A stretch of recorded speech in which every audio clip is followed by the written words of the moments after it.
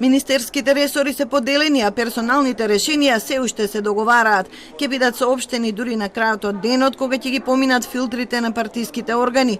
Во новата влада, со која 4 години минус 100 дена ќе раководи мандатарот Зоран Заев, ќе има министри од СДСМ, БЕСА и ДУИ, додека коалицијските партнери може да сметаат на другите ешалони. Кај ДУИ договорени се речиси сите министерски позиции.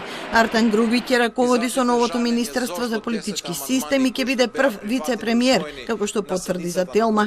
Бујар Османи со богато министерско искуство во здравство и во евроинтеграции ќе биде министер за надворешни работи.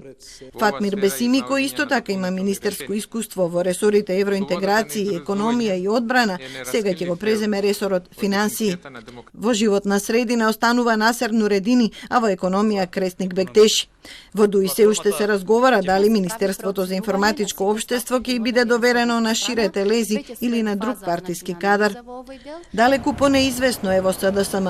До сега сигурно е дека Оливер Спасовски, технички премиер, ќе се врати во Министерството за внатрешни работи, а Венко Филипче ќе остане министер за здравство. Со секретаријатот за европски прашања ќе раководат Никола Димитров или Радмила Шекеринска. Шекеринска може и да го задржи ресорот одбрана, но можно е на нејзино место да дојде генералниот секретар на партијата Љупчо Николовски. Во култура, што по долго време се враќа во СДСМ, веројатно ќе дојде актерката Сања Арсовска.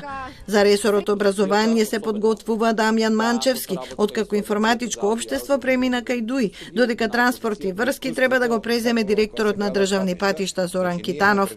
Неизвестно е кој ќе стане министер за труд и социјала, за локална самоуправа и за правда, откако стана јасно дека професорката Рената Десковска се враќа на Скопскиот универзитет.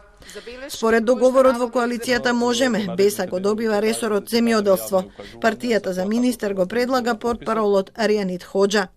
Доколку внатре партиските договарања завршат успешно до утре, Зоран Заев ќе може веднаш да го достави до собранието предлог составот и програмата на владата. Се очекува собраниската процедура да заврши до крајот на наредната недела со гласање на 62 пратеници од Можеме, ДУИ и ДП.